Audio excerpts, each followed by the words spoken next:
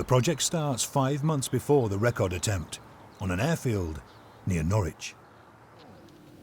Designer Mike Burrows has brought Guy and Jason here to explain why he thinks the way they ride a bike is slow and inefficient.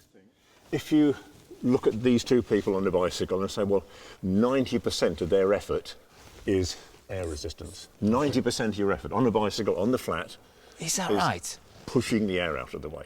7% is rolling resistance, your tyres, and 3% is total mechanical drag, the chain, all the little bearings, whatever. Now, if you want to go faster, that's the number. Yes, so reduce 90% is the number you want to get down. Yes, so wind resistance.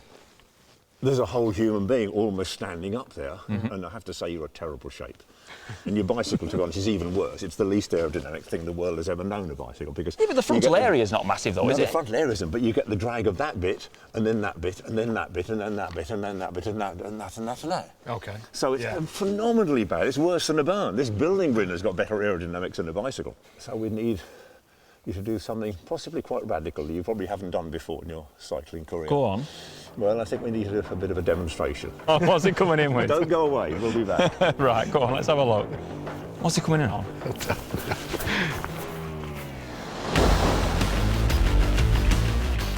Mike returns on a recumbent bicycle, one he's made himself. This super sleek low rider is the culmination of 20 years of designing, refining and building recumbents. I've seen a recumbent before, but not quite as trick as Mike's.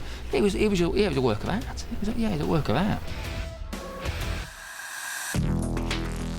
The smaller frontal area of a recumbent can reduce air resistance by as much as 50% compared to a standard bike.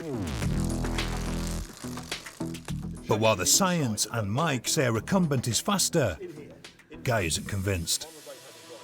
I just think that's not going to be fast. It's not going to be fast. No, I didn't think it was going to be fast. Maybe having a go will convince him. Joining them to watch in his own four-wheeled recumbent is Miles Kingsbury, who'll work with Mike to design and build the boys' tandem. We're ready for it then. Any words of wisdom? Relax. Don't hang on the handlebars to death. Good push on the pedal, but try and do a shimmy. As you pull away, a little bit like a sort of box on his toes. Oh, no, that's it. One more go, you'll be there. Obviously, I'd never ridden one of these things, so once I got on it, and I fell off it immediately, and then got back on it, and then fell off it. I think that by that point, whatever glimmer of confidence I had had pretty much evaporated. He had a few tumbles. He had a few tumbles. Once you're going, it's all right. You can carry on going. He's away. He knows what he's doing. He's away now. Getting started is a bit smoother for Guy. Pushed her along, got it going. Yeah, no bother. Steady away, steady away. It was lovely, lovely experience.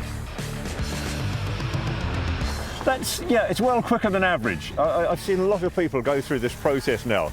That's a very good start. It's like cycling in widescreen, but you can't see dead ahead because you sort of lay your back. It's a great experience. Nearly. A bit weird, but loved it.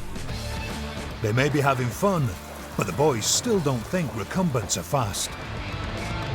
We both thought, as great as there was, they're not quick. To try and convince them once and for all, Mike suggests a little test. Right, 100 metres, part 2 vans up, 100 metres. Got our standard road bikes out. We'll have a couple of runs, set a time on our standard road bikes, and then we'll get on the recumbents, and then we'll just compare the times. Here we go. 3, 2, 1. Jason covers the 100 metres in 9.9 seconds, and Guy in 10.4. So I did a 10.4 on my road bike, and I couldn't have gone any harder. After a short recovery, they go for it on their recumbents. But we both knew that there's no way in the world we're going to be quicker on the recumbent because they didn't feel that safe.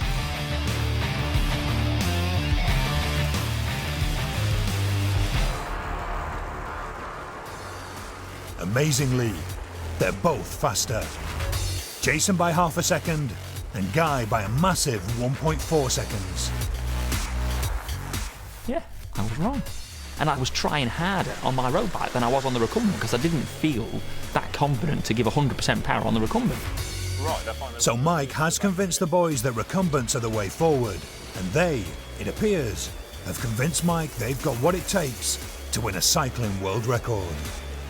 As a pair, I think they're going to gel together very well. We've got to sort of think long and hard about the design, but I think we've got a couple of potentially very good engines.